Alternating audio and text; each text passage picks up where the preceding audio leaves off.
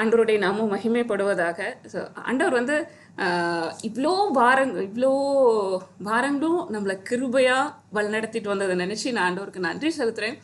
ஏன் அப்படின்னு சொன்னால் ஆண்டவருடைய சமூகத்தில் இருந்து ஆண்டவருடைய வார்த்தைகளை நம்ம பெற்றுக்கொண்டு அதுலேயே நம்ம உயிர் வாழ்கிறது வந்து அது ஒரு பெரிய சந்தோஷமான ஒரு விஷயம். ஸோ தேவன் நம் மத்தியில் நம்மளோடு கூட பரிசுத்த ஆவியானவர் கூட இருந்து ஒவ்வொரு நாளும் கரம் பிடித்து நடத்திட்டு வர்றார். இன்னைக்கு உலகத்தில் நம்ம கொஞ்சம் கண்ணை திறந்து பார்த்தோம் அப்படின்னு சொன்னால் ஹோப்லெஸ்ஸாக நெக்ஸ்ட் டே என்ன நடக்கும் அப்படின்னு சொல்லி பயத்திலேயே மறுத்து போகிற ஒரு கூட்டம், பயத்திலேயே டிப்ரெஷனுக்குள்ளே போகிற ஒரு கூட்டம். ஸோ இப்படிப்பட்ட கூட்டத்திலெல்லாம் மத்தியில் ஆண்டவர் நம்மளை கிருபையாய் தெரிந்து கொண்டு அவருடைய வார்த்தையினால் நம்மளை ஸ்ட்ராங் ஆக்கி ஒவ்வொரு நாளும் ஸ்ட்ரென்தன் பண்ணி பலப்படுத்தி அவருடைய பணியை செய்கிறதுக்கு நம்மளை தகுதிப்படுத்துறது வந்து really it's an amazing thing. So நம்ம இந்த மீட்டிங் இந்த சாட்டர்டே இந்த ப்ரோக்ராமை ஸ்டார்ட் பண்ணுறதுக்கு முன்னாடி ஆரம்பத்தில் நம்மளுக்கு வந்து கொடுத்த வார்த்தைகள் வந்து யூ ஆர் சோசன்,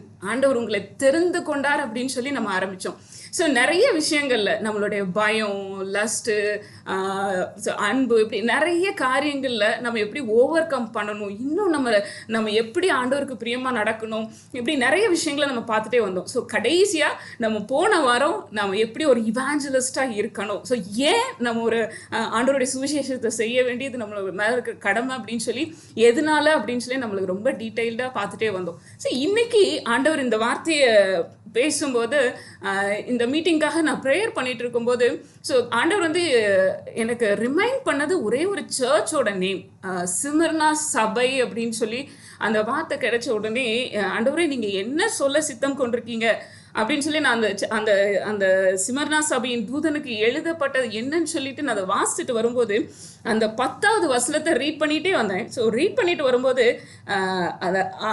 அந்த உண்மையா இரு அப்படின்னு சொல்கிற அந்த வேர்டு வந்த உடனே ஆண்டவர் அப்படியே கொஞ்சம் நிறுத்தி அந்த வார்த்தையை வந்து இன்னும் ஸ்ட்ராங்காக உள்ளுக்குள்ளே போட்டதை நான் உணர்ந்தேன். ஸோ அந்த வார்த்தையை நான் வாசிக்கிறேன். வெளிப்படுத்தல் 2வது அதிகாரம் 10வது வசனம். அந்த வசனத்தில் இப்படி சொல்லப்பட்டிருக்கு, நீ படப்போடுகிற பாடுகளை குறித்து எவ்வளவும் பயப்படாதே, இதோ நீங்கள் சோதிக்கப்படும் பொருட்டாக பிசாசானவன் உங்கள் சிலரை காவலில் போடுவான், 10 நாள் உபத்திரவப்படுவீர்கள், ஆகிலும் நீ மரண பரியந்தம் உண்மையாயிரு, அப்பொழுது ஜீவ கிரீடத்தை உனக்கு தருவேன். நீ மரண பரியந்தம் உண்மையாயிரு, அப்பொழுது ஜீவ கிரீடத்தை உனக்கு தருவேன். ஸோ நம்ம வந்து ரட்சிக்கப்பட்டோம், ஆண்டவருடைய கிருபையினால் அவர் அபிஷேகம் பண்ணாரு. நிறைய பேருக்கு ஆண்டவருடைய வார்த்தைகளை நம்ம கொடுத்துட்டே சொல்லிக்கிட்டே வரோம், ஆண்டவர் நம்மளை யூஸ் பண்ணுறாங்க. ஸோ ஆண்டவர் இன்னைக்கு நம்மளுக்கு ஸ்ட்ராங்காக என்ன சொல்ல விரும்புகிறார் அப்படின்னு சொன்னால், என்ன நம்மகிட்ட எதிர்பார்க்கிறார் அப்படின்னு சொன்னால், நீ மரண பரியந்தம் உண்மையாயிரு, அப்பொழுது ஜீவ கிரீடத்தை உனக்கு தருவேன் அப்படின்னு சொல்லிட்டு அந்த வசனம் சொல்லுது. அப்போ உண்மையாயிரு அப்படின்னு சொல்லி சொன்ன உடனே ஆக்சுவலி இந்த மீட்டிங்காக ப்ரேயர் பண்ணுறதுக்கு அதுக்கு முன்னாடி நாள் காலையில் என்னோட மார்னிங் டிவோஷனில் நான் உட்கார்ந்துருக்கும் போது எதேச்சியா ஹீப்ரூஸ் அப்படியே திருப்பிட்டே வரும்போது பேஜஸ் டேர்ன் பண்ணிகிட்டே வந்துட்டு இருக்கும்போது எபிரேயருக்கு வரும்போது எபிரேயர் 3வது அதிகாரம் எடுத்துக்கலாம். ஸோ இந்த வசனத்தை நான் சொல்லிட்டு அதுக்கப்புறம் நான் போகிறேன். எபிரேயர் 3வது அதிகாரம் முதல் வசனத்துலேருந்து அப்படியே நீங்கள் வாசித்துட்டு வந்தீங்க அப்படின்னு சொன்னால் 2வது வசனத்தில் இப்படி போடப்பட்டிருக்கு, மோசே தேவனுடைய வீட்டில் எங்கும் உண்மையுள்ளவனாக இருந்தது போல இவரும் தம்மை ஏற்படுத்தினவருக்கு உண்மையுள்ளவராக இருக்கிறார். ஸோ மார்னிங் நான் டிவோஷனுக்காக நான் உட்கார்ந்துருக்கும் போதே இந்த வசனத்தை ஏதோ அப்படி க்ராஸ் பண்ணி போகும்போது தேர் ஐ ஸ்டாப் பண்ணி இந்த வசனத்தை ஸ்பெசிஃபிக்காக ஆண்டவர் காட்டி கொடுத்த மாதிரி இருந்துச்சு, ஆவியானவர் தனியாக காட்டி கொடுத்த மாதிரி இருந்துச்சு. ஸோ அப்படியே நான் வாசித்துட்டு போயிட்டேன். ஆனால் அன்னைக்கு ஈவினிங் மறுபடியும் இந்த சிமர்னா சபையை காட்டி கொடுத்து அந்த எக்ஸாக்டாக அந்த லைன் வந்த உடனே நீ மரண பரியந்தம் உண்மையாக இரு அப்படிங்கிற அந்த வேர்டு வந்து ஏதோ ரொம்ப ஸ்ட்ராங்காக எனக்குள்ளே எழுதப்பட்டதை போல் நான் உணர ஆரம்பித்தேன். ஸோ அப்போ ஆண்டவர் வந்து நம்ம நிறைய நேரம் நான் வந்து தகுதியே கிடையாது, என்னால் முடியாது, இப்படியெல்லாம் நம்ம நிறைய நேரத்தில் சொல்லிகிட்டே வருவோம். ஆனால் ஆண்டவர் நம்மளை தூக்கி எடுத்தவருக்கு அவருக்கு தெரியும் நம்ம எந்த அளவுக்கு பலவீனமான பாண்டோம், எந்த அளவுக்கு நம்மளால் முடியும், இது எல்லாமே அவருக்கு தெரிஞ்சாலும் ஆண்டவர் சொல்கிறார் நீ உண்மையாக இரு, ஸோ த ஃபெய்த்ஃபுல்லாக இரு அப்படின்னு சொல்லி சொல்கிறார். ஸோ இது எங்க வருது அப்படின்னு சொன்னா, கலாத்தியர்ல நீங்க பாத்தீங்கன்னா, கலாத்தியர் 5வது அதிகாரத்துல ஆவியின் கனியில ஒரு கனி பார்த்தீங்க அப்படின்னு சொன்னா, நம்மளுக்கு தமிழ்ல விசுவாசம்னு இருக்கும், ஆனா இங்கிலீஷ்ல ஃபெய்த்ஃபுல்னஸ் அப்படின்னு சொல்லி ரொம்ப அழகா அதுல கொடுக்கப்பட்டிருக்கும்.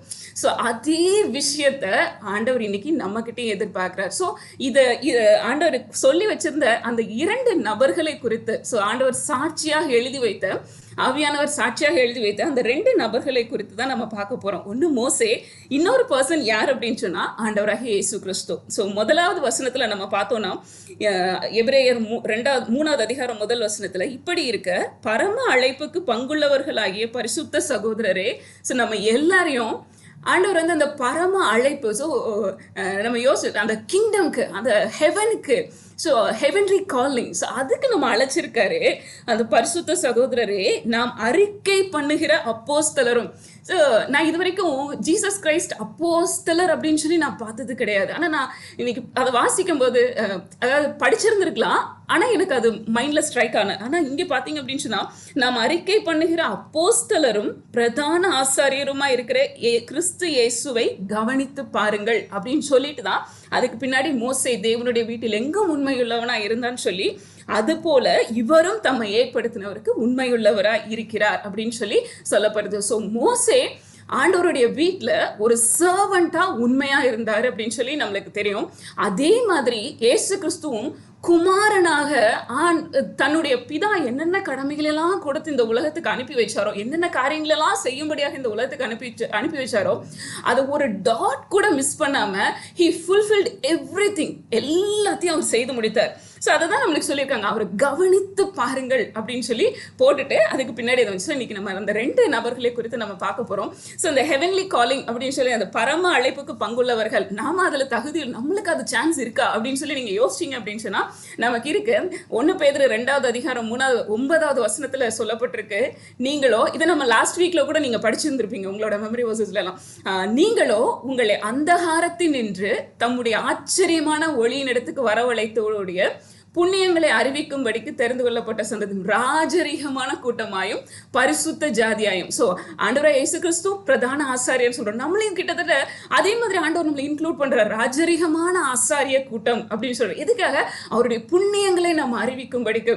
ஸோ அதுக்காக தான் நம்மளை சூஸ் பண்ணி எடுத்தார். அவரோட பிள்ளைன்னு சொல்லி நம்மளை தெரிந்து கொண்டது எதற்காக அப்படின்னு சொன்னா, அந்த பிள்ளை செய்ய வேண்டிய கடமைகளை எல்லாம் நம்ம செய்யும்படியாக ஆண்டவர் நம்மளை சூஸ் பண்ணியிருக்காரு. ஸோ அதுக்கு நேராக ஆண்டவர் நம்மளை நடத்திட்டு போறார். ஸோ நான் விசுவாசிக்கிறேன், ஒவ்வொரு வாரமும் ஆண்டவர் அதற்கேற்றவாறு நம்மளை மோல்டு பண்ணிட்டே வரார் அப்படின்னு சொல்லி நான் விசுவாசிக்கிறேன். அடுத்தது நம்ம இன்னைக்கு இப்போ வந்து ஃபெய்த்ஃபுல் சர்வெண்ட், ஸோ மோசேயை குறித்து பார்க்க போறோம். ஸோ நான் உங்களுக்கு இந்த வசனத்தை நான் ஏற்கனவே வாசித்து காட்டிட்டேன். ஸோ ஃபெய்த்ஃபுல்னஸ் அப்படின்னு சொல்லி சொன்னால், so it starts from faith. So ஒரு ரிலேஷன்ஷிப்லேயே நம்ம எப்போ உண்மையா இருப்போம் அப்படின்னு சொன்னா, அந்த பர்டிகுலர் பர்சன் மேல நம்ம உண்மையாவே நம்பிக்கை வச்சிருந்தோம் அப்படின்னு சொன்னா நம்மளும் ஃபெய்த்ஃபுல்லா இருப்போம். So faith leads to faithfulness, அதாவது நம்மளை எடுத்துக்கணும் அந்த கமிட்மெண்ட்ல உறுதியாக நம்ம இருக்கிறது, பொறுப்புல உறுதியாக இருக்கிறது அப்படின்னு சொல்லி நம்ம பார்க்கலாம். அடுத்தது ஸோ மோசையோட லைஃப் குறித்து நம்ம பார்த்தோம் அப்படின்னு சொன்னா, மோசை எப்படி இருந்தார் அப்படின்னு சொல்லி நம்ம கொஞ்சம் பார்ப்போம். ஸோ நம்மளோட வாழ்க்கையும் அப்படி கொஞ்சம் நீங்க மோசையை குறித்து பார்க்கும்போது நம்மளே நாமே கொஞ்சம் யோசித்து பார்ப்போம். ஸோ நானும் எப்படி இருக்கேன், என்கிட்டே ஆண்டவர் என்னென்ன காரியங்களை எதிர்பார்க்கிறார் அப்படின்னு சொல்லி நம்ம யோசித்து பார்க்கலாம். ஸோ அதனாலதான் மோசையை குறித்து இங்கே எழுதப்படும் பொழுது, ஸோ மோசையை குறித்து எதுக்காக எழுதப்பட்டிருக்க, நீங்களும் அந்த மாதிரி ஃபாலோ பண்ணுங்க, நீங்களும் அப்படி இருங்க. எதுக்காக குமாரனை குறித்து நம்ம கவனித்து பார்க்கணும், நாமளும் அதை ஃபாலோ பண்ணணும் அப்படின்னு சொல்லி ஆண்டவர் நம்மகிட்ட எக்ஸ்பெக்ட் பண்றாங்க. ஸோ எபிரேயர் 11வது அதிகாரம் 24வது வசனம், 25, 26 இந்த 3 வசனத்திலையும் நம்ம பார்க்கலாம். 24வது வசனத்துல, விசுவாசத்தினாலே மோசே தான் பெரியவனான போது பார்வோனுடைய குமாரத்தியின் மகன் எண்ணப்படுவதை வெறுத்து, ஸோ நல்ல பொசிஷன்ல இருக்காரு, நல்ல போஸ்டிங்ல, நல்ல ஒரு பிளேஸ்ல ராஜா மாதிரி உட்கார்ந்துட்டு இருக்காரு. ஸோ அந்த இடத்துல இருந்துட்டு ஆனால் அவரோட ஹார்ட் வந்து எங்கே இருக்குது அப்படின்னு சொன்னால், தன்னுடைய ஜனங்கள் அடிமைத்தனத்தில் கிடக்கிறத அதை யோசிக்கும் போது அவரால் அங்கே இருக்க முடியல, அந்த இடத்துல உட்காந்து அதை என்ஜாய் பண்ண முடியல, அந்த லைஃப்பை, அந்த செல்ஃப் ஓரியன்டான அந்த லைஃப்பை அவரால் என்ஜாய் பண்ண முடியல. நான் இப்படி நல்ல மெத்தையில் உட்காந்து படுத்துட்டு இருக்கும்போது என்னுடைய சொந்தக்காரங்க, என்னோட ரிலேஷன்ஸ், என்னுடைய ஜனங்கள் அடிமைத்தனத்துக்குள்ள டெய்லியும் கசையடி வாங்கிட்டு டெய்லியும் கொடுமையை அனுபவிச்சுட்டு இருக்காங்களே அப்படின்னு சொல்லி அவரால் நினைக்கும் போது அந்த இடத்துல இருந்து அவர் என்ன பண்றாரு, வெளியே வராருன்னு சொல்லி பார்க்குறோம். ஸோ அது எப்படி வராரா, because of the faith, by faith. Okay, so மோசே விசுவாசத்தினால என்ன பண்றாரு, பார்வோனுடைய குமாரத்தின் மகன் என்னப்படுவதை வெறுத்து, அடுத்தது 25வது வசனத்துல நம்ம பார்க்குறோம், அநித்தியமான பாவ சந்தோஷங்களை அனுபவிப்பதை பார்க்கிலும் தேவனுடைய ஜனங்களோட துன்பத்தை அனுபவிப்பதையே தெரிந்து கொண்டு. ஸோ அவர் சூஸ் பண்ணது நல்ல ஒரு பேலஸ்ல அந்த வெல் செட்டில்டு லைஃப், அதை மட்டும் அவர் வெறுக்கல. அநித்தியமான பாவ சந்தோஷங்கள், கடந்து போற இந்த உலகத்துல ஒரு மனுஷன் கண்ணை மூடும்போது எதுவுமே கூட வர போறது கிடையாது. ஸோ அந்த அநித்தியமான பாவ சந்தோஷங்கள் எதெல்லாம் நான் என்னோட லைஃப்ல இதை நான் கொஞ்ச நேரம் அனுபவிச்சா எனக்கு கொஞ்சம் ரிலாக்ஸ்டா இருக்கும் அப்படின்னு சொல்லி எதையெல்லாம் மனுஷன் ரொம்ப வாஞ்சித்து தேடுறானோ அது எல்லாத்தையும் அவர் என்ன பண்றாராம், அதை அனுபவிக்கிறதை பார்க்கலாம் அதையெல்லாம் அப்படி வெறுத்துட்டு தேவனுடைய ஜனங்களோட துன்பத்தை அனுபவிப்பதையே தெரிந்து கொண்டு, அந்த 26வது வசனத்துல சொல்லப்பட்டிருக்கு, இனி வரும் பலன் மேல் நோக்கமா இருந்து எகிப்தில் உள்ள பொக்கிஷங்களிலும் கிறிஸ்துவின் நிமித்தம் வரும் நிந்தையை அதிக பாக்கியம் என்று எண்ணினான். ஸோ கிறிஸ்துவுக்காக, ஸோ கிறிஸ்து வரப்போற அந்த சந்ததியை, ஸோ அந்த கூட்டத்தை கானானை நோக்கி நடத்திட்டு போனோம். ஸோ ஆண்டவர் வந்து மோசையோட லைஃப்ல அவன் வந்து ஒண்ணுமே இல்லைன்னு சொல்லி, அதாவது பேலஸ்ல இருந்து அங்கிருந்து பயந்து ஓடினான்னு சொல்லிட்டு யாத்ராகம்ல வாசிக்கிறோம். ஆனா எபிரேயர்ல நீங்க வாசித்து பார்த்தீங்க அப்படின்னு சொன்னா அவர் அநித்தியமான அந்த நித்தியம், அதாவது தேவனை தரிசிப்பதை போல நினைச்சிட்டு அவர் என்ன பண்ணார், ஓடினார் அப்படின்னு சொல்லியிருக்கோம். அதாவது பயந்து ஓடினார் அப்படிங்கிற மாதிரி இருக்காது. ஸோ அப்படி அந்த இடத்துல இருந்து இந்த டெசர்ட்ல வந்து கிடக்குறாரு. அங்க கிடக்கும்போது ஆண்டவர் அவரை தெரிந்து கொடுத்து அப்படி சூஸ் பண்ணி எடுத்த மாதிரி ஸ்ட்ரைட்டா பாயிண்டடா, நீ வந்து என்னுடைய ஜனங்கள் அங்க அடிமைத்தனத்துல இருக்காங்க, நீ அங்க போகணும், திரும்ப போகணும், அங்க போய் அவங்கள விடுதலை பண்ணணும் அப்படின்னு சொல்லி கூப்பிடுறாரு.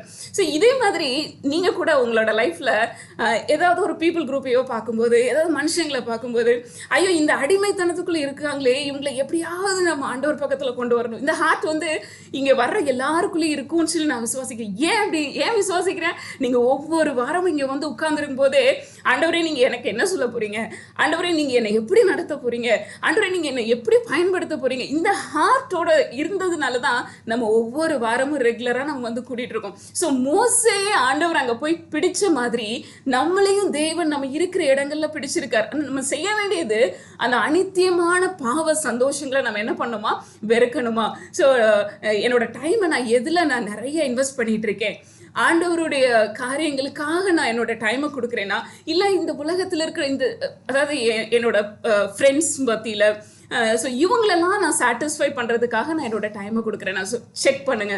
ஸோ எதை நம்ம வந்து அதிகமாக நம்ம நேசிக்கிறோம், எதை நம்ம வாஞ்சிக்கிறோம். ஸோ நம்ம சொல்கிறோம் நான் வந்து ஆண்டவருக்காக வைராக்கியமாக இருக்கணும்னு சொல்கிறோம். நீங்கள் யோசிச்சு பார்த்தீங்கன்னா உங்களோட லைஃப்பில் ஏதாவது ஒரு விஷயம் உங்களுக்கு வேணும் அப்படின்னு சொன்னால், சே ஃபார் எக்ஸாம்பிள் இப்போ ஒரு ஜாப் வேணும் அப்படின்னு சொன்னால், நீங்கள் தூங்கி முழிச்ச உடனே உங்கள் கண்ணுக்கு முன்னாடி ஐயோ இன்னைக்காவது ஒரு இன்டர்வியூவில் நான் கிளியர் பண்ணிட மாட்டேன்னா அந்த தாட்டு தான் வரும்.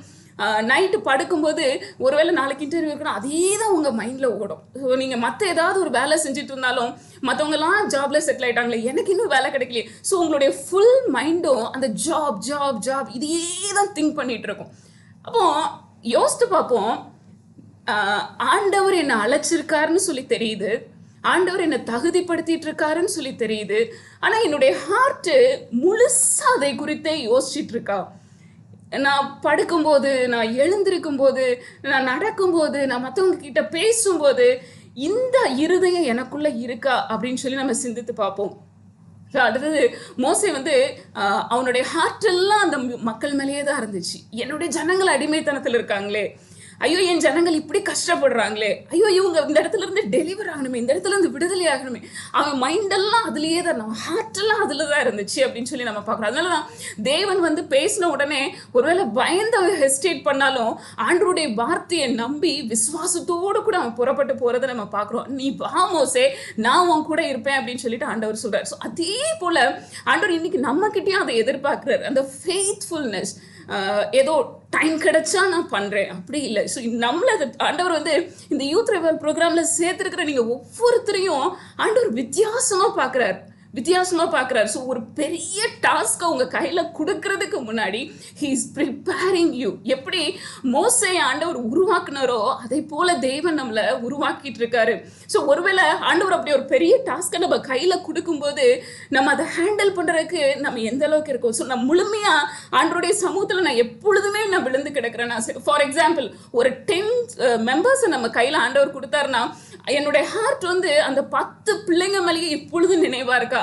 ஐயோ இந்த பிள்ளை ஆண்டவருக்குள்ள வளர்ந்துடணுமே, ஐயோ இந்த பிள்ளை ஆண்டவருக்காக வாழ்ந்துடணுமே, இந்த பிள்ளை வந்து அநேகருக்கு சாட்சியாக இருந்துடணுமே, நிறைய பேருக்கு உங்க ஆண்டவரை பத்தி சொல்லணுமேன்னு சொல்லி என் ஹார்ட் முழுசும் அதை பத்தியே திங்க் பண்ணிட்டு இருக்கா, இல்ல நான் என்ன பத்தியே நான் அதிகமா யோசிச்சுட்டு இருக்கேனா. ஸோ மோசே கிட்ட இருந்து நம்ம லேர்ன் பண்ண வேண்டிய முக்கியமான விஷயம், அவன் பாவத்தெல்லாம் வெறுத்து தள்ளிட்டான். அநித்தியமானது, அதாவது ஒண்ணுக்குமே உதவாத காரியங்களை எல்லாம் வெறுத்து தள்ளிட்டு ஆண்டவரையும் ஆண்டவருடைய ஜனங்களையுமே அவன் யோசித்து பார்த்ததை நம்ம பார்க்கிறோம். so faithful. ஸோ அவர் எப்படியெல்லாம் ஃபெய்த்ஃபுல்லா இருந்தார். ஸோ அவர் எந்த கூட்டத்தை லீட் பண்ணாரு, அந்த கூட்டம் எப்படி இருந்துச்சு, அதன் மத்தியிலும் மோசே எப்படி விடாப்பிடியா தேவன் அவனுக்கு கொடுத்த அந்த டாஸ்கை நிறைவேற்றினார் அப்படின்னு சொல்லிட்டு நம்ம அப்படியே பார்க்கலாம். யாத்ராகமத்தின் புத்தகம் 14வது அதிகாரம் 11வது வசனம் 12வது வசனத்தை நம்ம எடுத்துட்டோம் அப்படின்னு சொன்னா, ஸோ அடிமைத்தனத்திலிருந்து விடுதலை பண்ணி வந்தாச்சு, வெளியே வந்தாச்சு. ஆனா பின்னாடியே பார்வோனுடைய ரதமும் அவனுடைய கூட்டமும் வந்துட்டு இருக்கும்போது இந்த மக்கள் வந்து அந்த 10 வாதைகள் என்னன்னு சொல்லி பார்த்த கூட்டம், ஆண்டவருடைய வல்லமை எப்படி வெளிப்பட்டுச்சுன்னு சொல்லி அவங்க ஒவ்வொரு நாளும் ருசிச்சு பார்த்தவங்க. ஸோ எப்படி எவ்வளோ பயங்கரமான அந்த கட்டுக்குள்ள இருந்து விடுதலை ஆனாங்கன்னு சொல்லி அவங்களுக்கு நல்லா தெரியும். ஆனா அந்த கூட்டம் அந்த 14வது அதிகாரத்துல செங்கடல் முன்னாடி வந்து நின்ன உடனே அப்படியே அவங்களோட இருதயம் டக்குன்னு டர்ன் ஆகுறத நம்ம பார்க்குறோம். ஸோ இந்த பார்த்தீங்க அப்படின்னு சொன்னா 14வது அதிகாரம் 11வது வசனம் 12வது வசனத்துல நீங்க பார்த்தீங்க அப்படின்னு சொன்னா, அன்றியும் அவர்கள் மோசையை நோக்கி, எகிப்திலே பிரேத குழிகள் இல்லை என்றா வனாந்திரத்திலே சாகும்படிக்கு எங்களை கொண்டு வந்தீர், நீர் எங்களை எகிப்திலிருந்து புறப்பட பண்ணினால் எங்களுக்கு இப்படி செய்தது என்ன? நாங்கள் எகிப்திலே இருக்கும்போது நாங்கள் எகிப்தியருக்கு வேலை செய்ய எங்களை சும்மா விட்டுவிடும் என்று சொன்னோம் அல்லவா? நாங்கள் வனாந்திரத்தில் சாகிறதை பார்க்கலும் எகிப்தியருக்கு வேலை செய்கிறது எங்களுக்கு நலமா இருக்குமே. அவங்க வந்து அங்கிருந்து ஆண்டவர் வந்து கிருபையா கூட்டிட்டு வராரு. அந்த ரெட் சீக்கு முன்னாடி வந்த உடனே சமுத்திரத்தை பார்த்த உடனே அவங்களுக்குள்ள இருந்த பயம் அவங்கள என்ன பண்ண வச்சுச்சு, ஆண்டவருடைய அந்த வல்லமையான கிரியைகள் எல்லாம் மறந்து போயிட்டாங்க. மோசே அங்கிருந்து அவங்கள விடுதலை பண்ணி கூட்டிட்டு வந்ததெல்லாம் மறந்து போயிட்டாங்க. இப்ப என்ன சொல்றாங்க, நாங்க அங்கேயே இருந்திருந்தா, அங்கேயே நாங்க வேலை செஞ்சிருந்தா எங்களுக்கு நல்லா இருந்திருக்குமே. ஒரு நம்மள யோசிச்சு பார்ப்போம், நானும் நீங்களும் அந்த சிச்சுவேஷன்ல இருந்திருந்தா, ஒன் சிங்கிள் பர்சன்ல மோசே தனித்து நிக்கிறாரு, ஆண்டவர் அவருக்கு துணையா இருக்காரு. அந்த மோசையை பார்த்து அவங்க சொல்றாங்க, எங்களுக்கு அங்கெல்லாம் பிரேத குழிகள் இல்லைன்னாப்பா நீங்க இங்க கூட்டிட்டு வந்திருக்க அப்படின்னு சொல்லி அவங்க கேட்ட உடனே மோசையோட இருதயம் எவ்வளோ பாடுபட்டிருக்கோம், எவ்வளோ கஷ்டப்பட்டிருக்கோம். ஆனால் அந்த மோசை என்ன பண்ணார் அப்படின்னு சொன்னால் 15வது வசனத்தில், அப்பொழுது மோசை ஜனங்களை 13வது வசனத்தில், அப்பொழுது மோசை ஜனங்களை நோக்கி, பயப்படாதிருங்கள், நீங்கள் நின்று கொண்டு இன்றைக்கு கர்த்தர் உங்களுக்கு செய்யும் ரட்சிப்பை பாருங்கள் அப்படின்னு சொல்லி சொல்றார்.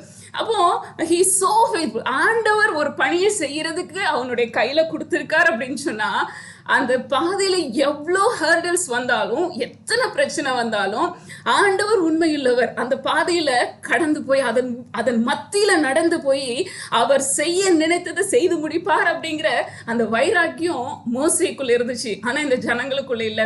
ஒருவேளை உங்க கையில கொடுக்கப்பட்டிருக்கிற பிள்ளைங்க சில நேரத்துல இந்த மாதிரிலாம் அப்படி ஒரு ஷேக் ஆகும்போது, சே இவ்வளோ பண்ணியும் இந்த பிள்ளை இப்படி இருக்கே அப்படின்னு சொல்லி என்ன செஞ்சிடாதீங்க, உடனே டென்ஷன் ஆயிடாதீங்க. ஸோ பிகாஸ் பீப்புள் இப்படிதான், மனுஷனுடைய நிலைமை இப்படிதான். ஆனா ஆண்டவர் உங்களையும் என்னையும் அழைச்சது ஒரு நோக்கத்துக்காக. அந்த திட்டத்தை கையில கொடுத்துட்டு இந்த சூழ்நிலையெல்லாம் பார்க்கும்போது மிரண்டு போய் இது இனிமே எப்படி சாத்தியம், இது எப்படி நடக்கும். நான் என்னோட சாட்சியை சொல்றேன். நான் ஒரு 3 நாளைக்கு முன்னாடி திங்கிங், இவ்வளவோ பேசியும் இந்த பிள்ளைங்க மனசுக்குள்ள இது இப்படி போகவே இல்லையா ஆண்டவரே, நம்ம என்ன பேசி என்ன பிரயோஜனம் ஆண்டவரே, உங்க வார்த்தையை அவங்க ரொம்ப வாஞ்சியோடு கூட கேட்கலையா ஆண்டவரே, இப்படியெல்லாம் என் மைண்டுக்குள்ள இந்த தாட்ஸ் எல்லாம் ஓடும்போது அப்போ இதனால என்ன பிரயோஜனம் இருக்கு? ஸோ இப்படியெல்லாம் ஒரு நெகட்டிவ் தாட்ஸ் வர ஆரம்பிச்சு. அப்போ நான் ப்ரேயரில் உட்காந்துருக்கும் ஆண்டவர் இந்த வசனங்களெல்லாம் காட்டும்போது எனக்கு பேசிட்டே இருந்தது. ஸோ பீப்புள் இப்படி தான் இருப்பாங்க. ஆனால் உன் கையில் நான் என்ன பொறுப்பை கொடுத்துருக்குறேனோ, உன் கையில் உன்னை நம்பி என்ன காரியத்தை நான் கொடுத்துருக்குறேனோ அதை மாத்திரம் நீ செய் அப்படின்னு சொல்லி ஆண்டவர் ரொம்ப தெளிவாக பேசுனதை நான் பார்க்க முடிஞ்சிச்சு.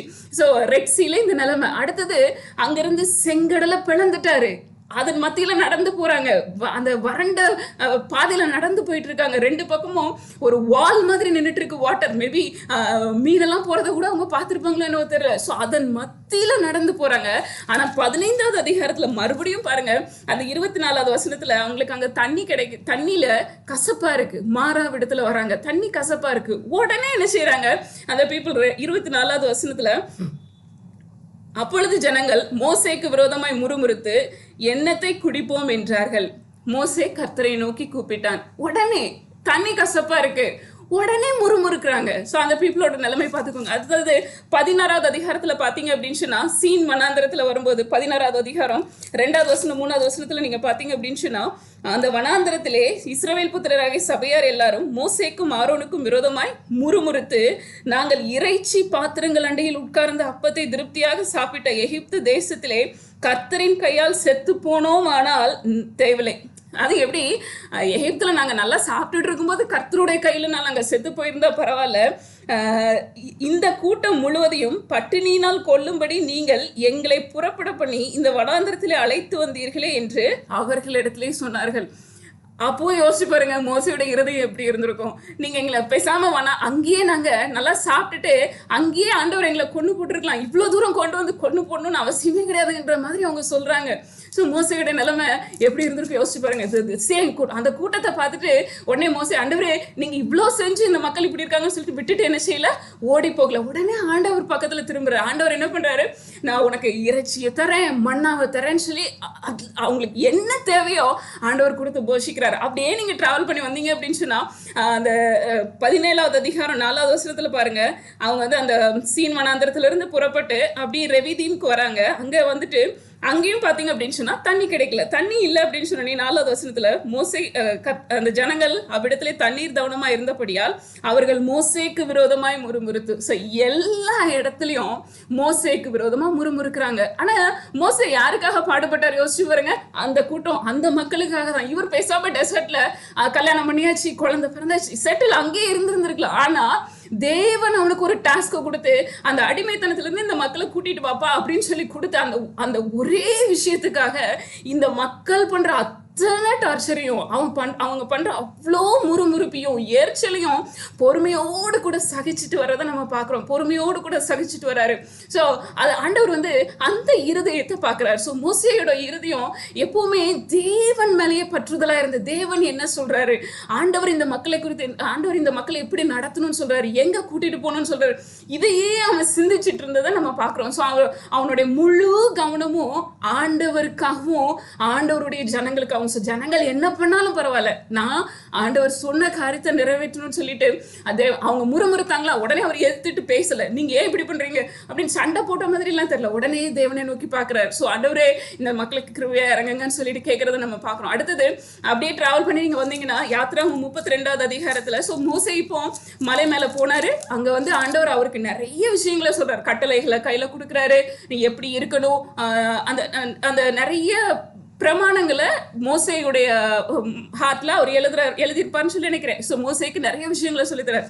ஆனா இந்த கூட்டம் என்ன பண்ணிட்டாங்க, மோசே போய் ரொம்ப நாள் ஆயிடுச்சு, என்ன நடந்துச்சுன்னு தெரியல. உடனே ஆரோன் கிட்ட வந்து, எங்களுக்கு மோசைக்கு என்ன நடந்ததோ தெரியல, எங்களை வழி நடத்துறதுக்கு ஒரு தெய்வத்தை என்ன பண்ணுங்க, உண்டு பண்ணுங்கன்னு சொல்லிட்டு வந்து நிக்கிறாங்க. 32வது அதிகாரம் 31வது வசனமும் 32வது வசனத்துல நீங்க பாத்தீங்க அப்படின்னு சொன்னா, பின்பு மோசே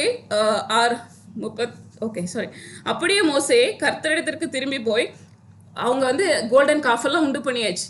இப்போ ஆண்டவர் சொல்றார், நீ போப்பா, நீ கீழே போய் பாரு, அது வந்து ஜெய துணியெல்லாம் கிடையாது, அது வந்து அவங்க ஐடலை உண்டாக்கிட்டு அதுக்கு முன்னாடி டான்ஸ் ஆடிட்டு கிடக்குறாங்கன்னு சொல்லிட்டு அவர் சொல்லி அனுப்புறார். இங்க வந்து மோசே அந்த காட்சியை பார்த்த உடனே அவர் ஹார்ட் எப்படி இருந்திருக்கும். ஏன்னா அவர் மோசே வந்து தேவனுடைய மகிமையை பார்த்து அவரோடு கூட ஐக்கியப்பட்டுட்டு கீழே இறங்கி வராரு. ஆனா இங்க என்ன பண்றாங்க, ஒரு சாதாரண ஒரு ஐடலை உண்டாக்கி வச்சுட்டு இந்த தெய்வம் தான் நம்மளை வழி நடத்திட்டு வந்துச்சுன்னு சொல்லி அவ்வளோ அதாவது மகிமையான ஒரு தேவனை சாதாரண ஒரு ஐடலுக்கு ஈக்குவலாக பார்த்துட்டு இருக்கிறத அந்த மோசே பார்த்த உடனே அவனால் தாங்க முடியல. அவன் வந்து அந்த மக்களையெல்லாம் கோவத்தில் பேசிட்டு அந்த கற்பலையெல்லாம் உடைச்சிட்டு திரும்ப போய் ஆண்டவர்கிட்ட பேசுறாரு. 31வது வசனத்தில் அப்படியே மோசே கர்த்தரிடத்திற்கு திரும்பி போய், ஐயோ இந்த ஜனங்கள் பொன்னினால் தங்களுக்கு தெய்வங்களை உண்டாக்கி மகா பெரிய பாவம் செய்திருக்கிறார்கள். ஆகிலும் தேவரீர் அவர்களுக்கு பாவத்தை மன்னித்தருளுவீரானால் மன்னித்தருளும், இல்லாவிட்டால் நீர் எழுதின உம்முடைய புஸ்தகத்திலிருந்து என் பேரை கிறுக்கி போடும். ஸோ ஆண்டவர் கொடுத்த டாஸ்க் தான், ஆண்டவர் கூட இருக்காரு. ஆனா இந்த ஜனங்களோட நிலைமை ரொம்ப பரிதாபமா இருக்கு. அவங்க ஆண்டவர் மேல நம்புறேன்னு சொல்றாங்க, ஆனா உடனே விட்டுட்டு போயிடுறாங்க. ஸோ இதே மாதிரி தான் இன்னைக்கு நம்மளே யோசிச்சு பார்ப்போம். நம்ம கூட ஒரு பிள்ளைங்களையும் நம்ம யோசிச்சு பார்ப்போம். வாழ்க்கையில ஒரு சின்ன டென்ஷன் வந்த உடனே, சின்ன ப்ரெஷர் வந்த உடனே தேவனுடைய அந்த மகத்துவமான கிரியைகளை எல்லாம் மறந்து போய், இவ்வளவு நாள் ஆண்டவர் நம்மளை பாதுகாப்பா கொண்டு வந்தாரு, அதெல்லாம் மறந்து போய் உடனே டக்குன்னு நம்ம ஹார்ட்ல ஏன் இது ஒரு விதமான ஒரு சோர்வு, போதும் இதுக்கு மேல நம்மளால முடியாது அவ்வளவுதான் அப்படிங்கிற அந்த தாட்டெல்லாம் வந்துச்சு அப்படின்னு சொன்னா, உடனே ஆண்டவர்கிட்ட நம்ம செய்ய வேண்டியது என்ன தெரியுமா? ஆண்டவரே நம்ம மன்னிச்சிருங்க. ஏன்னா இங்க மோசையோட நிலைமை ரொம்ப ரொம்ப ரொம்ப ரொம்ப மோசமான ஒரு நிலைமை. தனியா நிக்கிறான், ஆண்டவரோட கூட நிக்கிறான். ஆனா இந்த ஜனங்கள் எப்பவுமே எதிர்த்துட்டே தான் நிக்கிறாங்க. ஸோ அவங்களுக்குன்னு ஒரு வழியை உண்டு பண்றாங்க. ஆண்டவர் சொல்றாரு, நான் உங்களோட கூட வருவேன், நான் தான் உங்களுடைய தேவன், என்னை என்று உங்களுக்கு தேவன் உண்டாயிருக்க வேண்டாம். இப்படியெல்லாம் சொன்னதுக்கு அப்புறமும் இவங்க ஒரு ஐடலை உண்டாக்கி வச்சுட்டு உட்காந்துட்டு இருக்காங்க. ஸோ ஆண்டவர் வந்து, ஆனா இவர் மோசே என்ன பண்றாரு? ஆண்டவரே கிருபையா மன்னிச்சிருங்க ஆண்டவரே, என் பேரை கிறுக்கி போட்டுருங்க ஆண்டவரே, மன்னித்தருளுவீனா, நீங்க மன்னிக்கிறதுனா மன்னிச்சிடுங்க, அப்படி இல்லைன்னா என் பேரை கிறுக்கி போட்டுருங்க. So he is so faithful to God as well as to this people. அவர் என்ன கடமையை ஆண்டவர் தன்னுடைய கையில கொடுத்தாரோ அதை அப்படியே உண்மையா அவர் செய்யறதை நம்ம பார்க்கிறோம்.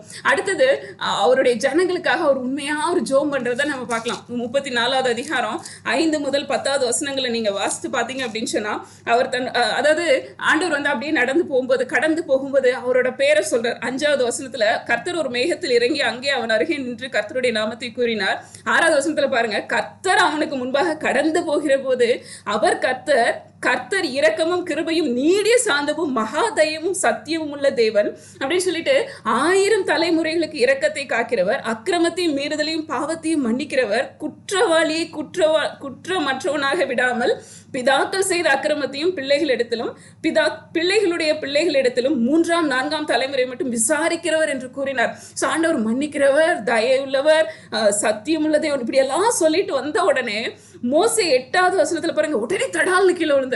மோசே தீவிரமாய் தரை மட்டும் குடிந்து பணிந்து கொண்டு, ஆண்டவரே உம்முடைய கண்களில் எனக்கு கிருபை கிடைத்ததானால் எங்கள் நடுவில் ஆண்டவர் எழுந்தருள வேண்டும், இந்த ஜனங்கள் வணங்கா கழுத்துள்ளவர்கள், நீரோ எங்கள் அக்கிரமத்தையும் எங்கள் பாவத்தையும் மன்னித்து எங்களை உமக்கு சுதந்திரமாக ஏற்றுக்கொள்ளும் என்றான். ஸோ ஆண்டவர் வந்து தான் யார் அப்படிங்கிறத சொல்றார். நான் மகா தயவுள்ளவர், 1000 தலைமுறை வரைக்கும் நான் என்ன பண்றேன், இரக்கம் பாராட்டுறேன் அப்படிலாம் சொன்ன உடனே விழுந்து தனக்காக ஒரு ஜோம் பண்ண மாதிரி தெரியல.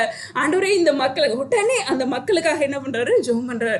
ஸோ அந்த உண்மையான இருதயம், அந்த மக்கள் மேலேயே அந்த இருந்த இருதயத்தை தான் ஆண்டவர் வந்து அதிகமா பாக்குறாரு. ஸோ நம்மளுடைய இருதயம் எதன் மீது இருக்கு, நம்மளுடைய இருதயம் எதன் மீது ரொம்ப பற்றுதலா இருக்கு அப்படின்னு சொல்லி நம்ம நிதானித்து பார்ப்போம். அடுத்தது யாத்ராகமம் 40வது அதிகாரம் 16வது வசனத்துல இங்க பாத்தீங்க அப்படின்னு சொன்னா, இதுல ரொம்ப அழகா போட்டிருக்கோம், கர்த்தர் தனக்கு கற்பித்தபடி எல்லாம் மோசே செய்தான் அப்படின்னு சொல்லியிருக்கோம். ஸோ ஃபர்ஸ்ட் ஆண்டவர் அழைச்ச உடனே கொஞ்சம் ஹெசிடேஷன், இந்த பயத்தினால ஹெசிடேஷன் இருந்தாலும் முழுமையா தன்னை ஒப்பு கொடுத்ததை நம்ம பார்க்கிறோம். அடுத்தது அவர் விடுவித்து கூட்டிட்டு வந்த அவர் மூலமா ஆண்டவர் கிரியைகளை நடப்பித்து அங்கிருந்து விடுதலை பண்ணிட்டு வந்த ஜனங்கள் மோசமானவங்களா, வணங்கா கணத்துள்ளவங்களா, ஆண்டவருடைய மகிமையெல்லாம் ரொம்ப ஈஸியா மறந்து, வல்லமையெல்லாம் மறந்துட்டு ஐடல் பின்னாடி போற கூட்டமா இப்படி எல்லாம் இருந்தாலும் மோசே ஆண்டவர் கொடுத்த அந்த டாஸ்க்ல உண்மையுள்ளவனா இருந்தான். ஒரு இடத்துலையும் ஆண்டவரே நான் இந்த ஜனங்களை விட்டுட்டு நான் போயிடுறேன்னு சொல்லவே இல்லை. ஒரு இடத்துல என்னை தயவு செஞ்சு நீங்க எடுத்துக்கோங்கன்னு தான் அவனு சொல்லுவார். ஆனா நான் இந்த ஜனங்களை விட்டுட்டு போயிடுறேன்னு சொல்லி அவர் சொன்ன மாதிரி இல்லை. ஸோ ஆண்டவர் கொடுத்த அந்த டாஸ்க்ல ஒரு உண்மையுள்ளவரா இருக்கிறத நம்ம பார்க்கிறோம். அடுத்தது ஆண்டவர் என்னென்ன காரியங்களை கற்பித்தாரோ, ஒரு ஆசரிப்பு கூடாரத்தை எப்படி செய்யணும்னு சொல்லி லைன் பை லைன் அவருக்கு என்னெல்லாம் கற்பித்தாரோ அதை அப்படியே செய்து முடித்ததை நம்ம பார்க்கிறோம். ஸோ ஊழியம் அப்படின்னு சொல்லும்போது எப்படினாலும் ஊழியம் பண்ணலாம் அப்படி கிடையாது. ஆண்டவர் நம்மளை எப்படி நடத்துறாரோ, எப்படி நான் செய்யணும்னு சொல்லி எதிர்பார்க்குறாரோ அவர் விரும்புகிறபடி அந்த ஊழியம் இருக்கணும். ஸோ நானே அதாவது என் இஷ்டத்துக்கு ஊழியத்தை நான் செய்ய முடியாது. ஸோ இது வந்து இந்த யூத் ரிவைவல் ப்ரோக்ராமில் இருக்கிற ஒவ்வொருத்தருக்கும் ஆண்டவர் சொல்றது, உன் இஷ்டத்துக்கு நீ எதையும் செஞ்சிடாத, வெயிட் பேஷன்ட்லி, என்னுடைய சமூகத்தில் நீ காத்திருந்து நான் சொல்றத கேட்டு அதன்படி நீங்க நடங்கன்னு சொல்லி ஆண்டவர் இந்த இடத்துல இந்த மோசேயுடைய காரியங்கள் மூலமா நம்மளுக்கு ஒரு கவுன்சிலிங் ஆண்டவர் நம்மளுக்கு கொடுக்குறாரு. ஏன் இஷ்டத்துக்கு போனா போயிட்டு போன்னு சொல்லி விட்டுருவார். ஆனா அவருடைய சமூகத்துல காத்திருந்து ஆண்டவர் சொல்றதை அப்படியே கேட்டு அதன்படி காரியங்களை நம்ம செய்யும் போது அந்த காரியம் ரொம்ப ஃப்ரூட்ஃபுல்லா இருக்கும்.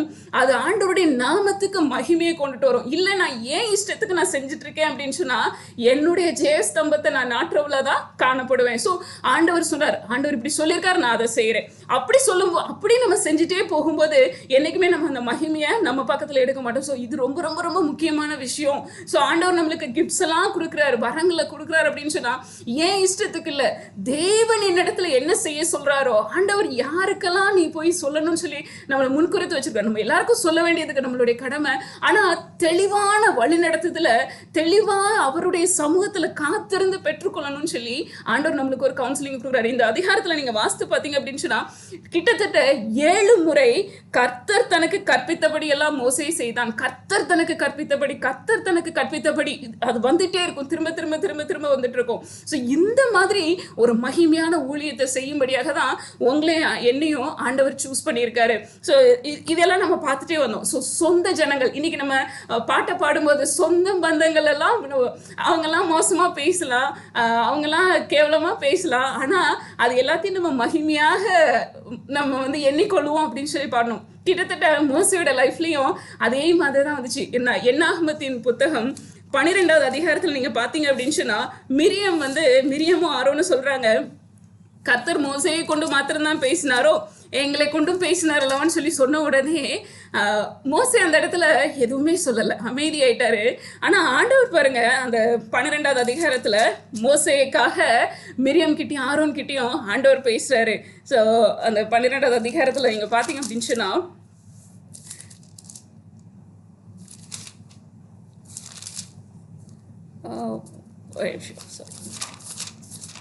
என்னாகும் 12வது அதிகாரம்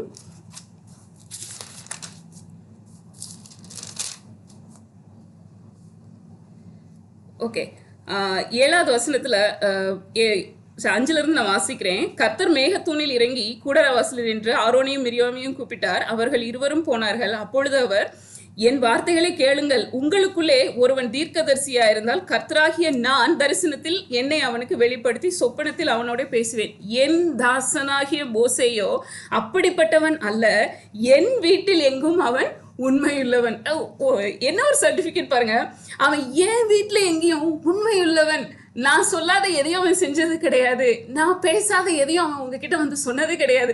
ஸோ அந்த வேர்ட்ல எல்லாமே இன்க்ளூடட். அவன் இஷ்டத்துக்கு அவன் எதையுமே செய்தது கிடையாது. அதாவது அந்த அப்படியே நீங்க வாசிட்டு வந்தீங்க அப்படின்னு சொன்ன 8வது வசனத்துல, நான் அவனுடன் மறைபொருளாக அல்ல முகமுகமாகவும் பிரத்யட்சமாகவும் பேசுகிறேன். நம்மளுக்கு மத்தேயுல ஒரு வசனம் ஒன்று உண்டு, இருதயத்தில் சுத்தமுள்ளவர்கள் பாக்கியவான்கள், அவர்கள் தேவனை தரிசிப்பார்கள் அப்படின்னு சொல்லிட்டு இருக்கோம். அப்போ மோசையோட இருதயம் அவ்வளோ சுத்தமா இருந்துச்சு. அதனால ஆண்டவரை முகமுகமா அவர் பார்க்கிறார். அதாவது அவரோட மகிமையை அவர் அந்த இடத்துல எழுதி வச்சிருக்காரு, அவன் கர்த்தரின் சாயலை காண்கிறான். ஸோ அந்த மோசே கூடாரத்துக்குள்ள பிரவேசிக்கும் போது ஆண்டவரோடு கூட அவன் பேசுறான். மலையின் மேலே ஏறும்போது மோசே ஒன்றை தவிர யாரும் இங்க வந்துடக்கூடாதுன்னு சொல்றாரு. ஸோ மோசையோட இருதயம் அவ்வளோ சுத்தமா இருந்துச்சு. ஆண்டவர் எதிர்பார்க்கிற அந்த சுத்தமுள்ள இருதயமா அது இருந்துச்சு. அதனால ஆண்டவர் இங்க வந்து சர்டிபிகேட் கொடுக்குறாரு ஆரோனுக்கும் மிரியாமுக்கும் முன்னாடி, என் தாசனாகிய மோசேயோ அப்படிப்பட்டவன் அல்ல, என் வீட்டில் எங்கும் அவன் உண்மையுள்ளவன். அப்போ அந்த வீட்டில் அவருடைய வீடு இல்லை, இது ஆண்டவருடைய வீடு, ஆண்டவருடைய ஜனங்கள். ஸோ எல்லா விஷயத்திலும் அவர் உண்மையுள்ளவராக இருந்தார் அப்படின்னு சொல்லி பார்க்குறோம். இதே காரியத்தை ஆண்டவர் என்கிட்டையும் உங்ககிட்டையும் இன்னைக்கு எதிர்பார்க்கிறார். அப்படிப்பட்ட அந்த உண்மையுள்ள ஒரு இருதயம், உண்மையுள்ள ஒரு மனுஷன். நான் சொன்னதை நம்ம சொல்லுவோம்ல, நல்ல விசுவாசம் உள்ளவன்பா, அந்த வீட்டுக்கு கடைசி வரைக்கும் அவன் உண்மையுள்ளவனா இருந்தான்னு சொல்லி எல்லாம் நிறைய நேரம் மக்களை குறித்து சொல்லுவாங்க. ஆண்டவர் சர்டிஃபிகேட் கொடுக்குறாரு, என் தாசனாகிய மோசே, என் வீட்டில் எங்கும் அவன் உண்மையுள்ளவன். அப்போ ஒவ்வொரு நாளும் ஆண்டவர் அவனோட இருதயத்தை பார்த்திருப்பார், ஒவ்வொரு நாளும் அவனோட இமோஷன்ஸை பார்த்திருப்பார், ஒவ்வொரு நாளும் அவருடைய ஃபீலிங்ஸை பார்த்திருப்பார். ஸோ அவருடைய கண்ணுக்கு மறைவானது ஒண்ணுமே இல்லை. அப்போ ஆண்டவருடைய இமைகள் நம்மளை சோதித்து அறியும் சொல்லப்பட்டிருக்கு வேதத்துல. அப்போ என்னுடைய இருதயம் எப்படி இருக்கு நம்ம யோசிச்சு பார்ப்போம். ஆண்டவரே, நீர் மோசேயின் இடத்துல கண்டதை போல என் இருதயம் இருக்கட்டும் ஆண்டவரேன்னு சொல்லிட்டு அந்த கமிட்மெண்ட் ஆண்டவர்கிட்ட கேட்போம். ஆண்டவரே, எனக்கு நீங்க அப்படிப்பட்ட ஒரு ஹார்ட்டை நீங்க தாங்க. இது நம்மளால உண்டானது கிடையாது. ஏன்னா நம்ம கலாத்தியர் 5வது அதிகாரத்தில் நம்ம வாசிக்கிறோம், ஆவியின் கனியில அந்த ஸ்பிரிட் ஆஃப் காட், ஆவியானவர் நமக்குள்ள வந்து இதை நம்ம மூலமா செய்ய வைக்கிறார் அப்படின்னு சொல்லி பார்க்கிறோம். அடுத்தது faithful son Jesus Christ. So இவ்வளவு நேரம் நம்ம மோசேயை பத்தி நம்ம பார்த்தோம். இப்போ நம்ம இயேசு கிறிஸ்துவை பத்தி பார்க்கலாம். எபிரேயர் 3வது அதிகாரம் 6வது வசனத்தில் நீங்க பாத்தீங்க அப்படின்னு சொன்னா, கிறிஸ்துவோ அவருடைய வீட்டிற்கு மேற்பட்டவரான குமாரனாக உண்மையுள்ளவராய் இருக்கிறார். அப்படின்னா பிதா என்ன சொல்லி அனுப்புனாரோ அதை அப்படியே செய்து முடித்தார் அப்படின்னு சொல்லி பார்க்குறோம். ஸோ அங்கே மோசே வந்து அந்த பேலஸ் எல்லாம் விட்டுட்டு ஜனங்களுக்காக வந்தார், அடிமையாக இருக்கிற அந்த பீப்புளுக்காக வந்தார். அதை போல சொல்ல முடியாது, பட் ஆனால் கிட்டத்தட்ட பாருங்களேன், அந்த பிலிப்பியர் 2வது அதிகாரம் 6வது 7வது வசனத்தில் நீங்கள் பார்த்தீங்க அப்படின்னு சொன்னால், அவர் தேவனுடைய ரூபமாக இருந்தும் தேவனுக்கு சமமாக இருப்பதை கொள்ளையாடின பொருளாக எண்ணாமல் தம்மை தாமே வெறுமையாக்கி அடிமையின் ரூபம் எடுத்து மனுஷர் சாயலானார். ஸோ மோசே உண்மையுள்ளவர்னு சொல்லி ஏசு கிறிஸ்து அதை காட்டிலும் மேன்மையான, அதை காட்டிலும் உண்மையுள்ளவர் அப்படின்னு சொல்லி தான் எபிரேயர்ல நம்ம வாசிக்க முடியும். அப்போ இங்கே சொல்லப்பட்டிருக்கு, அவர் தம்மை தாமே வெறுத்து, அவரும் என்ன பண்றாரு, பிதாவினுடைய சமூகத்துல நித்தமும் அவருடைய மனமகிழ்ச்சியா இருந்தேன், ரொம்ப என்ஜாயபிளா இருந்துச்சு, அங்க பாவம் கிடையாது, எல்லாவற்றையும் என்ஜாய் பண்ணிட்டு இருந்த ஒரு பிளேஸ்ல இருந்து அவர் அடிமையின் ரூபம் எடுத்து உங்களையும் என்னையும் மீட்டு கொள்ளும்படியாக அடிமையின் ரூபம் எடுத்து இந்த உலகத்துல என்ன பண்றாரு, இறங்கி வந்தாரு. ஸோ இதே மாதிரி மோசேயை எப்படி அந்த மக்கள் வந்து எப்போ பார்த்தாலும் முறுமுறுத்துட்டு எப்போ பார்த்தாலும் ஏத்துட்டு அப்படி நின்னாங்களோ, ஏசு கிறிஸ்துவும் பாத்தீங்க அப்படின்னு சொன்னா யோவான் 1வது அதிகாரம் 11வது வசனத்துல நீங்க பாத்தீங்கன்னா, அவர் தமக்கு சொந்தமானதிலே வந்தார், அவருக்கு சொந்தமானவர்களோ அவரை ஏற்றுக்கொள்ளவில்லை அப்படின்னு சொல்லி the rejection. ஸோ அவர் வந்தது அந்த மக்களை மீட்டு கொள்ளும்படி, ஆனால் அவங்க என்ன செய்யறாங்க, அவரை ரிஜெக்ட் பண்றாங்க. இன்னும் அப்படியே நீங்க வாசிட்டு போனீங்கன்னா யோவான்ல நிறைய இடத்துல பாத்தீங்க அப்படின்னு சொன்னா, இவன் பிசாசு பிடித்தவன் அப்படின்னு சொல்லி இருக்கும். அடுத்தது அவன் பைத்தியக்காரன். அந்த யோவான் 10வது அதிகாரம் 20வது வசனத்துல எல்லாம் அப்படி நீங்க வாசிட்டு போனீங்க அப்படின்னு சொன்னா அவன் பைத்தியக்காரன் இருக்கும், இவன் பிசாசு பிடித்தவன் சொல்லி இருக்கும். ஸோ அப்போ எந்த அளவுக்கு இயேசு கிறிஸ்துவ அந்த பீப்புள் ரிஜெக்ட் பண்றாங்க பாருங்க. ஆனாலும் அவர் உடனே பிதாவிடத்துல நான் என்ன வந்துடுறேன், என்னை தூக்கிக்கோங்க அப்படியெல்லாம் சொல்லல. அவர் கொடுத்த வேலையை அவர் ரொம்ப சின்சியரா உண்மையோடு கூட அவர் செய்து முடித்தார். அதனால எபிரேயர்ல நம்ம வாசிக்கிறோம், அவர் வந்து உண்மையுள்ளவராக இருந்தார் அப்படின்னு சொல்லிட்டு. அதே மாதிரி 18வது அதிகாரம் 8வது 9வது வசனத்துல நீங்க பாத்தீங்கன்னா, யோவான் 18வது அதிகாரம் 8வது 9வது வசனத்துல நீங்க பாத்தீங்கன்னா, அப்போஸ்தலர்கள் எல்லாம் அந்த அவருடைய சீஷர்கள் எல்லாம் அவர் இழந்து போகல அப்படின்னு சொல்லிட்டு ஆண்டவர் அவர் வந்து பிதாவின் இடத்துல கணக்கு கொடுக்கறது பாக்குறோம். 8வது 9வது வசனத்துல நான் சொல்றேன், நீர் எனக்கு தந்தவர்களில் ஒருவனையும் நான் இழந்து போகவில்லை என்று அவர் சொல்லிய வசனம் நிறைவேறத்தக்கதாக இப்படி நடந்தது. உண்மையா இருக்காருங்க. நம்ம கையில கொடுத்துருக்க அந்த குட்டி குரூப்பை நம்ம இப்படி பார்க்கணும் அப்படின்னு சொல்லிட்டு ஆண்டவர் நம்மகிட்ட எதிர்பார்க்கிறார். ஒருத்தரை கூட நம்ம இழந்து போயிடக்கூடாது அப்படின்னு சொல்லி ஆண்டவர் இவர் ஜீசஸுடைய வாழ்க்கையிலிருந்து நம்மளுக்கு படிப்படி ஆண்டவர் வந்து கற்றுக் கொடுங்க. ஏன்னா கவனித்து பாருங்கள்னு சொல்லி சொன்னார்ல எபிரேயர் 3வது அதிகாரம் 1 வசனத்துல, அவரை கவனித்து பாருங்கள். அவரை நீங்க கவனித்து பார்க்க இந்த உலகத்துல நம்மளுக்கு ஆண்டவர் வச்சிருக்கிற டாஸ்கை நம்ம எப்படி நிறைவேற்றணும்னு சொல்லி அவரை கவனித்து பார்க்க ஆண்டவர் ரொம்ப அழகா நம்மளை நடத்திட்டு போவார். அடுத்தது நீங்க பாத்தீங்க அப்படின்னு சொன்னா 6வது அதிகாரம் 38வது வசனத்தின் படி என் சித்தத்தின்படி அல்ல. சோ மோசே எப்படி கர்த்தர் கற்பித்தபடி செய்தாரோ அதே போல என் சித்தத்தை நான் செய்யறதுக்கு வரல, என் சித்தத்தின்படி அல்ல, என்னை அனுப்பினவருடைய சித்தத்தின்படி செய்யவே நான் வானத்திலிருந்து இறங்கி வந்தேன். ஸோ என் மகிமையை நான் தேடலப்பா, என் பிதாவு செய்தது, என் பிதாவினிடத்துல கண்டதை நான் செய்கிறேன், என் பிதா சொன்னதை நான் சொல்றேன். ஸோ எல்லா இடத்துலையும் he acknowledges his father. அந்த பரமபிதாவை அவர் அக்னாலேஜ் பண்ணிட்டே இருந்தது நம்ம பார்க்குறோம். ஸோ நம்மளுடைய ஊழியமும் இப்படிதான் இருக்கணும். அதாவது ஒவ்வொரு விஷயத்த செய்யும் போதும் ஒவ்வொரு விஷயத்த சொல்லும் போதும் நான் வந்து என்ன பண்ணணும், இது தேவன் சொன்னாரு, நான் சொல்லியிருக்கேன். ஸோ யாராவது வந்து வா சூப்பர் நீங்க இப்படி நீங்க தான் அப்படின்னு சொல்லி எல்லாம் சொல்லும்போது பவுலெல்லாம் தடால்னு கீழே விழுந்துறாங்க, சட்டையை கிழிச்சிக்கிறாங்க, ஐயோ இது நாங்க சாதாரண மனுஷங்க தான் அப்படின்னு சொல்லி. ஸோ அப்படிப்பட்ட இருதயம் நமக்கு வேணும்.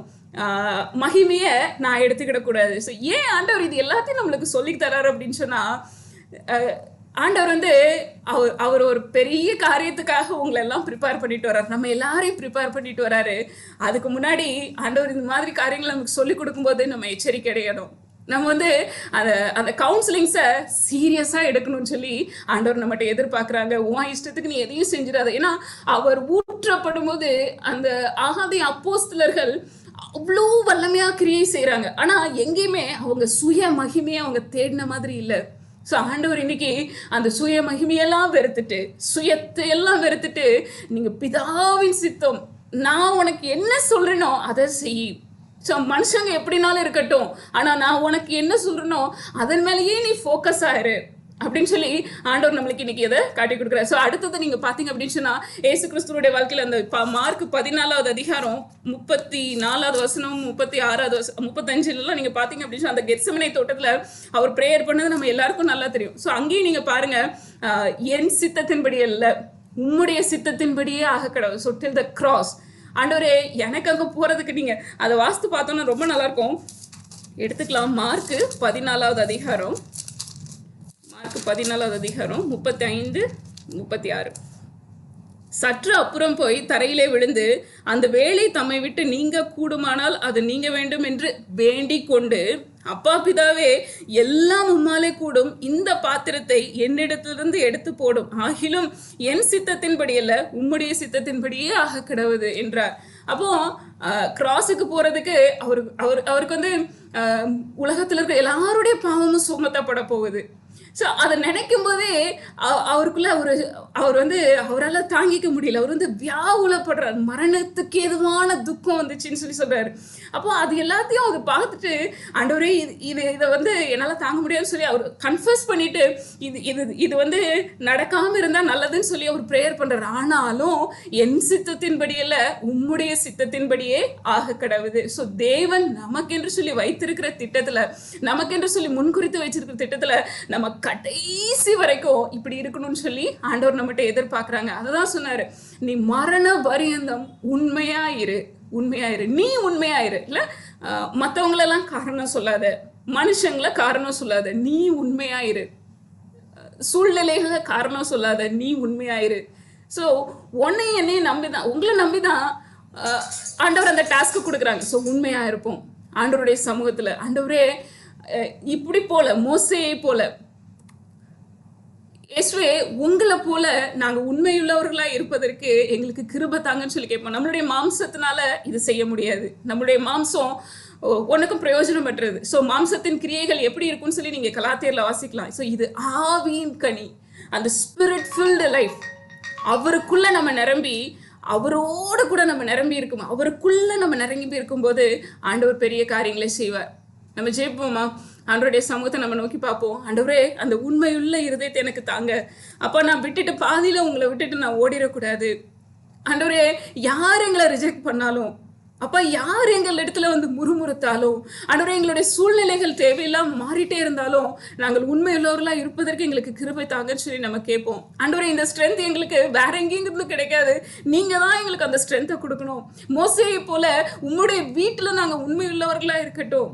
ஆண்டவரே ஒரு சர்வெண்டா நீங்க என்ன சொல்றீங்களோ அதை மாத்திரம் நாங்க செய்யட்டும். எங்களுடைய செவிகளில் நீங்க பேசுங்க ஆண்டவரே. உங்க சத்தத்தை நாங்க அனுதினமும் கேட்கட்டும். ஆண்டவரே உங்களுடைய சமூகத்தை நாங்கள் நாடட்டும். ஆண்டவரே உம்மோடு கூட நாங்க ஸ்பெண்ட் பண்ற டைமை நாங்க இன்னும் இன்க்ரீஸ் பண்ணட்டும். என்னுடைய ஜனங்களுக்காக, எங்களுடைய தேசங்களுக்காக ஆண்டவரே உங்களுடைய சமூகத்தில் நாங்கள் விழுந்து கிடக்கிற அந்த கிருபையை நீங்க எங்களுக்கு தாங்க. ஆண்டவரே என்னுடைய சுயத்தை மாத்திரம் நான் பிரியப்படுத்துறதுல ஆண்டவரே நான் மூழ்கி விடாதபடி எங்களை நீங்க காத்துக்கொள்ளுங்க. நம்ம கேட்போமா? ஆண்டவரே எங்களுக்கு கிருபை பாராட்டுங்க ஆண்டவரே. ஆண்டவரே நாங்க உமக்காக நாங்க ஆண்டவரே நாங்க எழும்பி பிரகாசிக்கணும்னு சொல்லி ஆசை எங்களுக்குள்ள இருக்கு. ஆனா நிறைய நேரத்துல தடுமாறுறோமே. சின்ன சின்ன பிரச்சனை வந்த உடனே ஏன் இதுன்னு சொல்லிட்டு ஆண்டவரே இது போதும்னு சொல்லி நாங்க நினைக்கிறோமே. அப்படி இல்லை சுவாமி. ஆண்டவரே நீர் வைத்திருக்கிற அந்த திட்டத்தை நாங்க முழுமையாய் நிறைவேற்றுவதற்கு எங்களுக்கு கிருபை தாங்கன்னு சொல்லி கேட்போமா? ஆண்டவருடைய சமூகத்துல நம்ம கேட்போம். விடாப்பிடியா கேட்கணும்னு சொல்லி ஆண்டவர் எதிர்பார்க்கிறார். நீ உனக்கு ஒரு ஆசீர்வாதம் வேணும்னா எவ்வளவு விடாப்பிடியா நீங்க கேட்குறீங்க. அதே போல தேவன் கொடுத்திருக்கிற அந்த டாஸ்க்கை முடிக்கிறதுக்கு அந்த விடாப்பிடியா அவரையே நோக்கி பார்க்கணும்னு சொல்லிட்டு ஆண்டவர் நம்மள்ட்ட எதிர்பார்க்கிறார். கேட்போமா? ஸ்தோத்திர கர்த்தாவே, துதிக்கிறோம் அப்பா.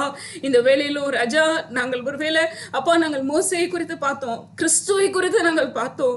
ஆண்டவரே, அவர் உங்க வீட்ல எல்லாம் உண்மையுள்ளவரா இருந்தாரு சொல்லி நாங்கள் பார்க்கிறோம். ஆண்டவரே, உம்முடைய குமாரனாகிய இயேசு கிறிஸ்து அதற்கும் மேலாக பிதாவினுடைய வீட்ல குமாரனா இருந்து உண்மையுள்ளவரா இருந்தாருன்னு சொல்லி பார்க்கிறோம். ஆண்டவரே, நீங்க எங்களை சொல்லியிருக்கீங்க, ஆண்டவரே நாங்க உங்களை அப்பா பிதாவேன்னு கூப்பிடுற புத்திர சுவீகாரத்தை நான் கொடுத்திருக்கேன்னு சொல்லி சொல்லியிருக்கீங்க. ஆண்டவரே, அந்த ஆவியனீர் எங்களுக்குள்ள எவ்வளோ கிருபையா ஊற்றி இருக்கீங்க. அப்படின்னா நாங்க அப்பா பிதாவேன்னு சொல்லி கூப்பிடும் பொழுது நீங்க எங்களுக்கு வைத்திருக்கிற அந்த திட்டத்தையும் நாங்கள் முழுமையாய் ஆண்டவரே நாங்க உங்களுடைய சமூகத்துல இருந்து பெற்றுக்கொண்டு நாங்கள் செயல்பட எங்களுக்கு நீங்க கிருபை பாராட்டுங்க ராஜா. ஆண்டவரே, சூழ்நிலைகள் எங்களுக்கு மோசமாய் தெரிந்தாலும், ஆண்டவரே காரியங்கள் எதிர்மறையாக இருந்தாலும், ஆண்டவரே நீர் வைத்திருக்கிற அந்த திட்டத்தை நாங்கள் முழுமையாய் நிறைவேற்றுவதற்கு தேவையான கிருபையிலே கொடுங்க. ஆண்டவரே, ஒவ்வொரு நாளும் உங்க கைடன்ஸ் தாங்க. பரிசுத்த ஆவியானவரே, எங்களை நீங்க நடத்துங்க. அப்போ உங்களுடைய கண்களை எங்கள் மீது வைத்து உங்களுக்கு ஆலோசனை சொல்லுங்க. நீங்க சொல்ற ஆலோசனைகளை எங்களுடைய செவிகளில் கேட்பதற்கு எங்களுக்கு நீங்க கிருபை பாராட்டும்படியா நாங்கள் ஜெபிக்கிறோம். ஆண்டவரே, உம்முடைய கரத்துல நாங்கள் ஒப்பு கொடுக்கிறோம் சுவாமி. இந்த உலகத்துல நாங்கள் கண்ணை மூடும் பொழுது அப்பா, அந்த பரலோக ராஜ்யத்துல ஆண்டவரே நீர் எங்களுக்கு கொடுக்க போற அந்த ஜீவ கிரீடத்துக்காக ஆண்டவரே நாங்கள் உண்மையுள்ளவர்களாய் நாங்கள் இந்த உலகத்துல காணப்பட வேண்டும் என்று சொல்லி விரும்புகிறீரே கர்த்தாவே. எங்களுக்கு நீங்க அப்படிப்பட்ட கிருபைகளை தாங்க ஆண்டவரே. அதற்கு தேவையான கிருபைகளை நீங்க தாங்க அப்பா. உம்முடைய சமூகத்துல எங்கள் ஒவ்வொருவரையும் நாங்கள் ஒப்பு கொடுக்கிறோம். ஆண்டவரே, நீர் எங்களுக்கு வைத்திருக்கிற திட்டங்களுக்காக நாங்கள் இப்பொழுதே உமக்கு நாங்கள் நன்றி செலுத்துறோம் கர்த்தா. ஆண்டவர் கர்த்தாவே, நீர் பெரிய காரியங்களை எங்கள் மூலமாய் செய்ய போறதற்காக உண்மை ஸ்தோத்தரிக்கிறோம். ஆண்டவரே, உம்முடைய கரத்துக்குள்ள எங்களை ஒப்பு கொடுக்கிறோம். நீங்க பொறுப்பெடுத்துக் கொள்ளுங்க ஆண்டவரே. மீதியான வேலைகளிலும் தேவாவியானவர் எங்களோடு கூட இடைப்படுவீராக. உம்முடைய சத்தம் எங்களோடு கூட தொனிக்க போகிறபடினாலும் உமக்கு நாங்கள் நன்றி செலுத்துறோம். ஆண்டவரே, எங்களுடைய வாழ்க்கையில இன்றிலிருந்து ஒரு பெரிய காரியத்தை ஆண்டவரே நீர் செயல்படுத்த போறபடினாலும் ஸ்தோத்தரிக்கிறோம். ஆண்டவரே, உம்முடைய கரத்துக்குள்ள அர்ப்பணிக்கிறோம். நீங்க பொறுப்பெடுத்துக் கொள்ளுங்க. இரட்சகராகிய இயேசுவின் நாமத்தினால கேட்கிறோம் எங்கள் ஜீவனுள்ள நல்ல தகப்பனே, ஆமென். ஆமென். தேவனுடைய வசனத்தை நாம் கேட்டு அதற்கு கீழ்ப்படிய நம்முடைய இருதயத்தை நாம் திறந்து கொடுப்போம். தேவன் நம்மத்திலே பெரிய காரியங்களை செய்வாராக. நாம் எல்லாரும் சேர்ந்து தேவனுடைய சமூகத்திலே நம்முடைய ஆத்மாவை ஒப்பு கொடுத்து நாம் சொல்லுவோம். என் ஆத்மாவே கர்த்தரை ஸ்தோத்திரி, என் முழு உள்ளமே அவருடைய பரிசுத்த நாமத்தை ஸ்தோத்திரி. என் ஆத்மாவே கர்த்தரையே ஸ்தோத்திரி, அவர் செய்த சகல உபகாரங்களையும் மறவாதே. ஆமென்.